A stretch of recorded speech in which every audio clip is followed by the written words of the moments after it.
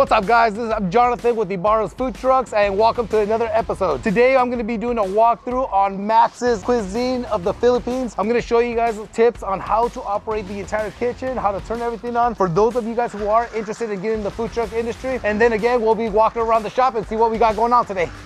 So I'm gonna break it down for you guys in order that you guys wanna do this so that you guys don't have any problems when you guys are just starting the entire trailer, okay? So the first thing you wanna do is have power to your trailer. Right now we are connected to the building, but the first thing you're gonna do is you're gonna turn on your generator, and then you wait about 10-15 seconds for the generator to settle down, and then you plug your trailer. You don't wanna have it plugged in and turn it on because it'll hit the generator really hard. And over time, it'll start to like hurt the generator itself, okay? You wanna have a long life of the generator. The second thing you do is you wanna come over here and you want to turn on your propane tank, okay? So make sure you turn the silver knob. Sometimes people try to take off the top one and stuff like that. That's where they fill it up. And there's a quick connect, so you never have to remove the propane tanks. All you do is just turn the silver knob, and then you also want to make sure that your shut-off valve is open. This yellow knob right here, you want to make sure that it's vertical with the pipe. That's how you know it's open. So once you have those two things, you're ready to go. The best and most safest thing to do is to make sure they're both closed and to close your shut-off valve, which is this yellow one. Also, also keep in mind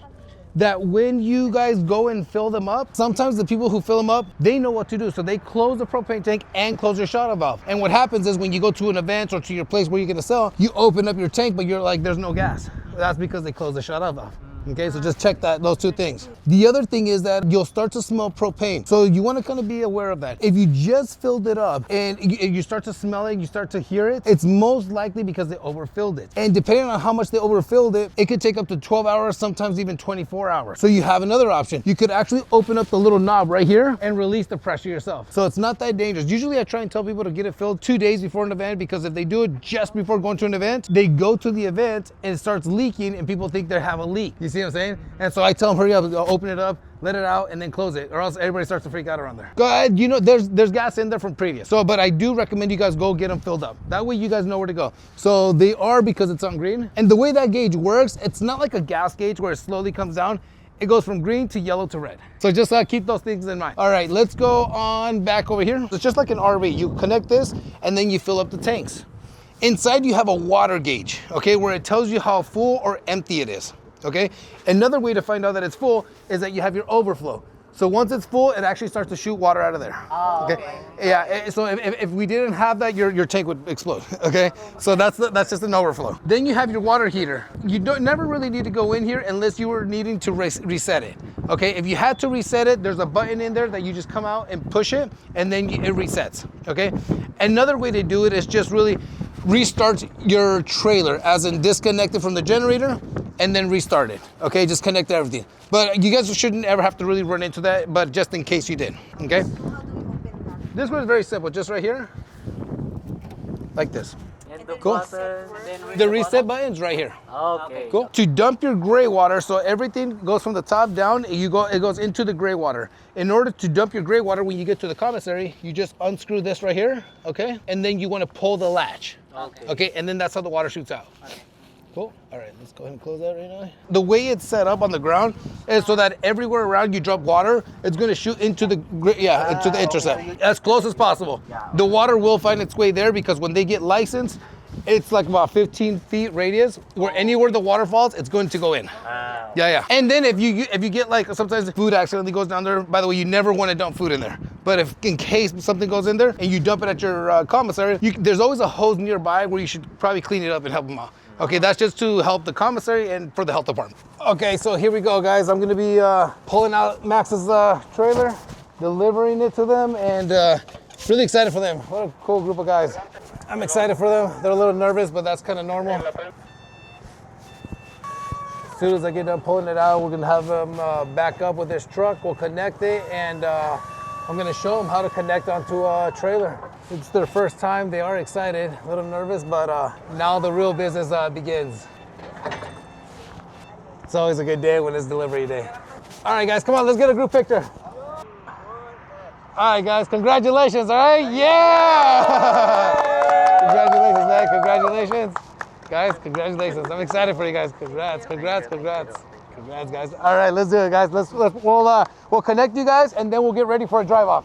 Cool? All right, let's do it. I know, it's so excited. I like it.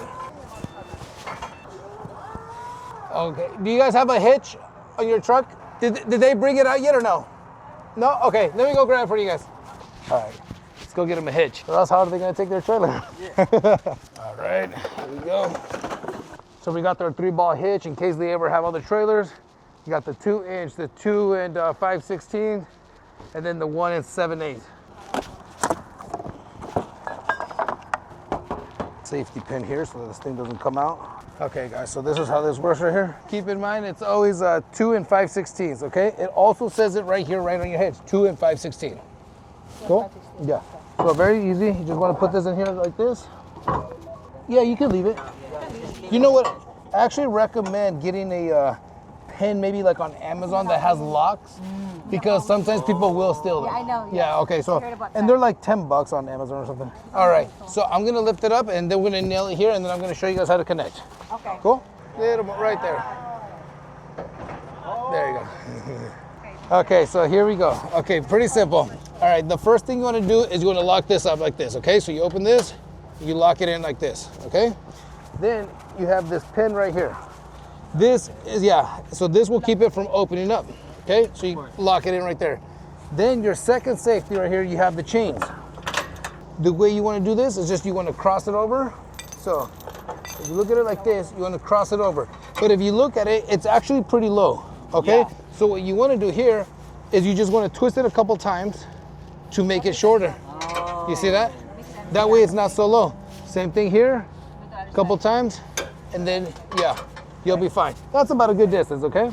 Then you wanna make sure the jack is all the way to the top. You have different options. You can get like blocks of wood, or you can get the actual like blocks that go for like the RVs. They sell them at RV stores. I'm sure you can get on Amazon. But what you wanna try and do is get blocks go about this height. Okay. That way when you take it off your truck, you're not turning it so much and bringing it down so low. Because what happens is sometimes when there's trucks that are really tall, they bring this all the way down and they end up wearing this out very quickly. Oh, okay. You see what I'm saying? Because it's all the way out and it's a lot of heavy weight. Okay? So again, put blocks all the way to the top. Oh, those are brakes. Okay, now do left, good, right? Perfect. So I think you guys are good to go.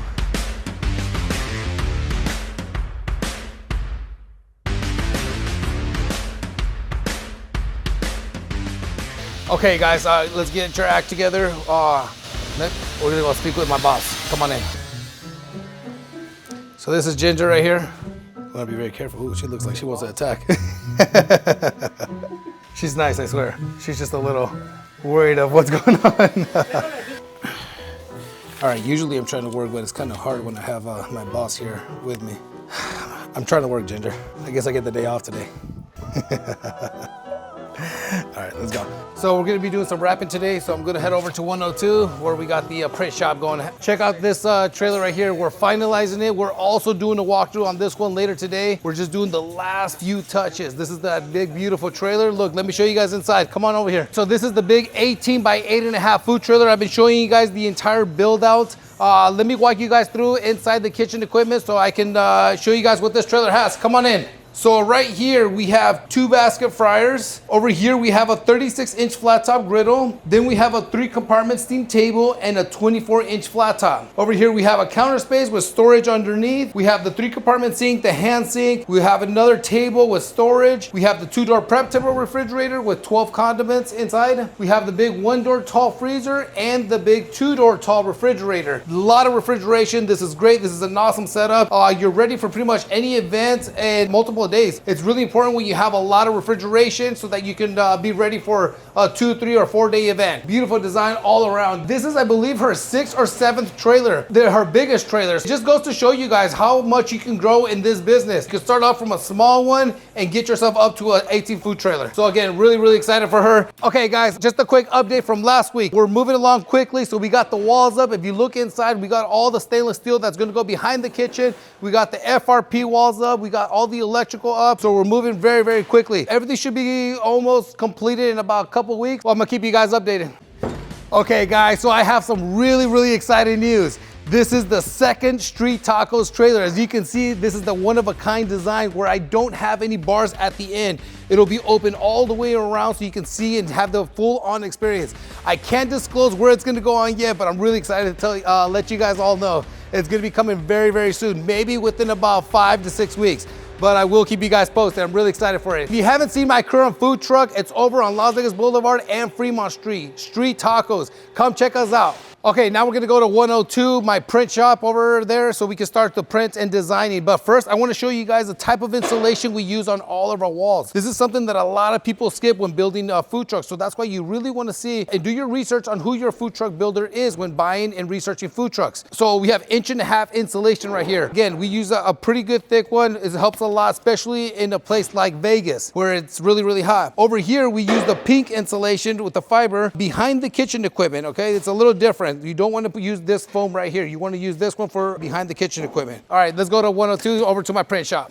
All right, guys, so follow me over to where the magic happens. Here's where all the designs get created, everything gets printed out, laminated, cut, just all kinds of things. So really cool stuff. I'm gonna get ready to print a few things here, prepare the next design. I'm really excited for these designs that we've been doing lately. We do about 5 to 6 trailers a week, so we've been getting really, really busy. A lot of people like our designs, our work, everything we do. It's been growing quite a bit. At first, I started the wrap just to kind of do, just my trailers, just to move things quickly, be able to get the trailers out very, very fast. What was going on before was that I would work with other companies, and when they would leave for me to get started, my clients would still have to wait about an extra 2, 3, sometimes 4 to 5 weeks before their trailer got wrapped. And so that was backing everything up. So what I decided to do is to bring everything in-house and just start doing everything myself. It took me a little while to get started, I'm not gonna lie, because I had to learn it all. I like to usually learn everything, know how to do everything before really passing it on. So it did take a minute, but once I got the ball rolling, I was able to just completely handle everything in-house. That's what I really like about the model that we have here at IBARRA'S Food Truck Builders, that everything gets done in-house. From the wrap, your design, your trailer, your build out, the chassis, the entire build out, the kitchen, the hoods. I don't outsource anything. And also the licensing and permits.